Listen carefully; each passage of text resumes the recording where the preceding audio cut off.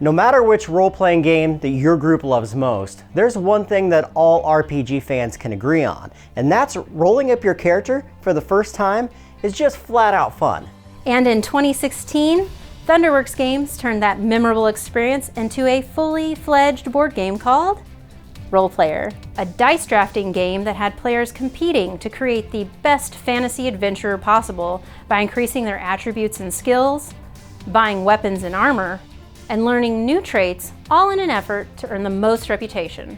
Over the past several years, due to its novel theme and increasing popularity, Role Player has been expanded upon with the release of two new editions, 2018's Monsters and Minions and 2020's Fiends and Familiars, both adding a variety of new possibilities to that core experience. And now, 4 years after its initial release, Thunderworks Games is ready to unleash its next big game in the series with Role Player Adventures, a fully standalone, cooperative, campaign-driven adventure game that gives you the opportunity to take your characters through a series of 11 linked chapters, where the decisions of your group will shape the overall outcome of the story. So please join Kira, Ryan, and myself as we discuss our first-hand experience of the starting 3 chapters of Role Player Adventures. All right, so you just heard that today we're going to be talking about Role Player Adventures from Thunderworks Games.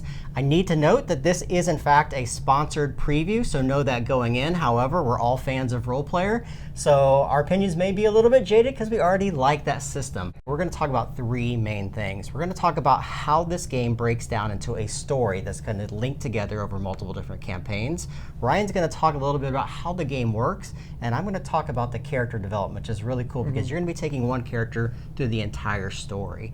So you're going to see a lot of components out here, number one, and this is just, in fact, the first 3 chapters of 11 chapters. So there's a lot more content that's going to be included in the game. Make sure you guys go to the Kickstarter page to see all the final components, of course, the final artwork as well. All right, so Kira, first talk to us about the story, because this is really the driving component and the thing that we love most about these types of games. Yeah, especially for me. I enjoy the reading, as we all know. So you're going to get a number of books. There's, like you just said, 11 different storybooks, which look like this, and we've got a few here out on the table. And then you're also going to get the Tome of Encounters, and it's the companion to the different adventures and stories you're going to be going on in these books. And they're going to drive a lot of different things that are going on throughout the game, including this party or campaign sheet where you're going to be tracking all of the different things that are going to be happening to you throughout the game.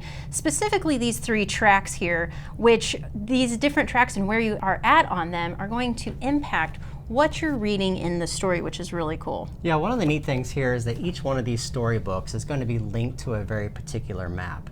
This is the adventure that you're going to go in. So that's kind of how you break up the segments. If we want to get together for one night and play one map, you're free to do that. All that information for your entire party is going to be tracked on this particular sheet. So you can actually have people jump in and jump out of the game as you so wish.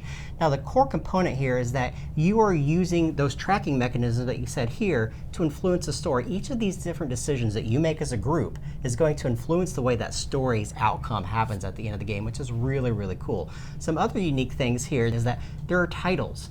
There's times in the game where you're going to earn titles in the game that are going to come back and allow you to do very specific things if you have those titles. These are represented by a number of different cards, and we've stacked all the different titles that we have so far.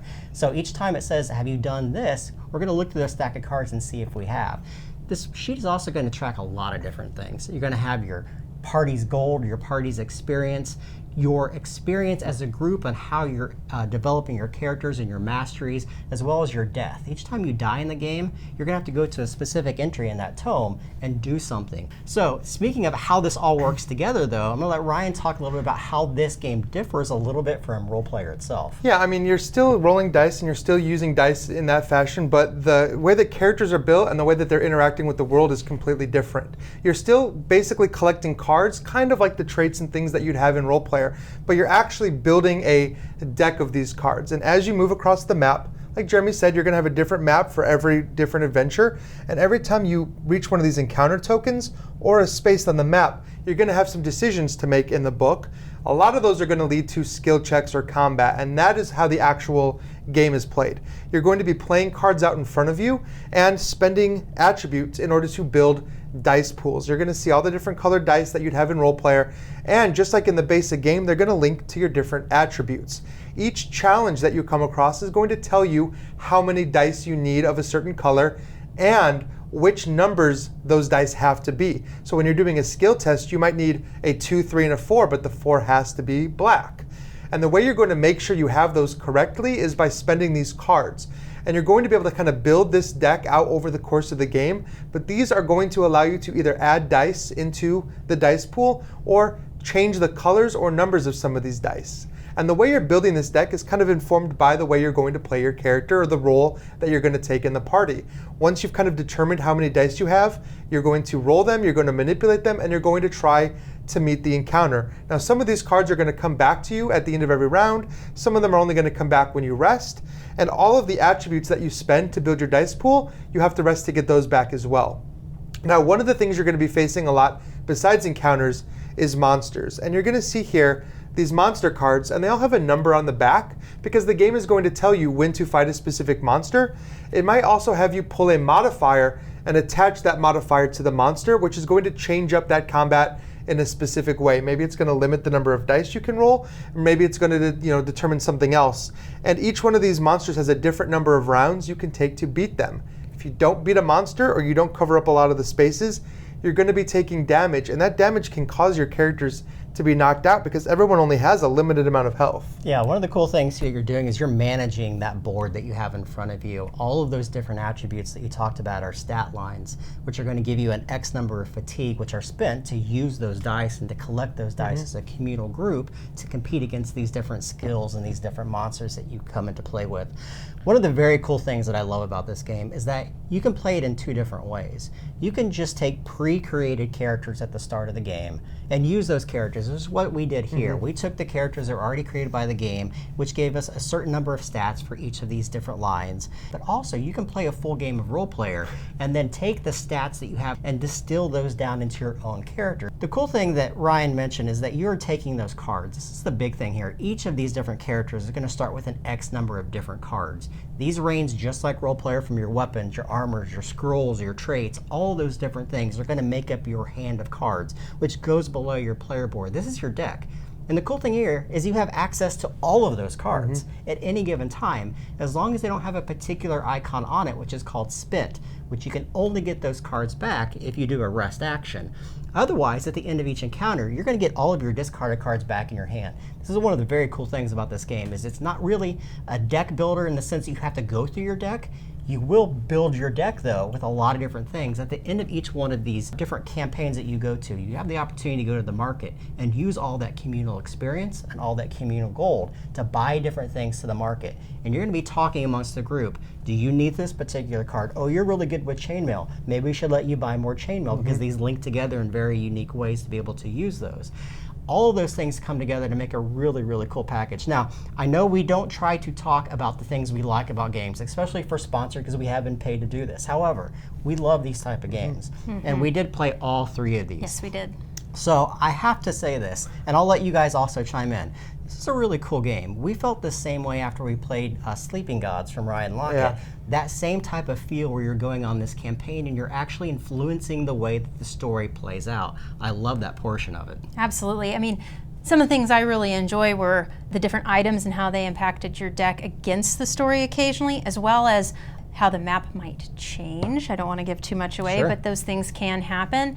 And then, of course, the different titles that you get and how they're all influenced by the decisions that you make in the game and the type of group that you are actually in your adventure. So even when we're done, we could go play again and completely choose different paths and find ourselves with completely different outcomes, different titles, all of that.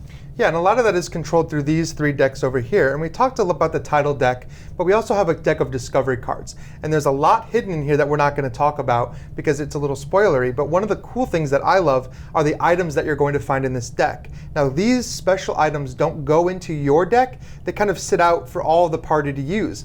And kind of reminiscent to like escape room adventure games, they're going to have numbers on them. And you can look to different entries in the book to see what those can do. You can even actually add these numbers together and look through different entries. So you can kind of use these items in different combinations. But if you're not careful, you can use, you can waste too much time, take some stamina damage because you've used these items. So it rewards smart usage of these items. You'll kind of know maybe when a certain item might be usable. We took a shovel to an island to try to dig up some buried treasure, and those are completely organic moments that kind of happen in this sandbox. This is a very cool game from Thunderworks Games. It's the next big entry. It is a standalone title. I'm not sure we mentioned that. You don't need to have access to the original role player to play this. You can just play this on its own. It is going to be a 1 to 4 player game. Again, I invite you guys to go to the Kickstarter page to see all the final components. If you have any questions about the game, please make them in the comments below, and we'll see you guys next time. Hey everyone, if you enjoyed this video, please consider dinging the bell below. That's going to notify you of all the new videos that are uploaded to our channel.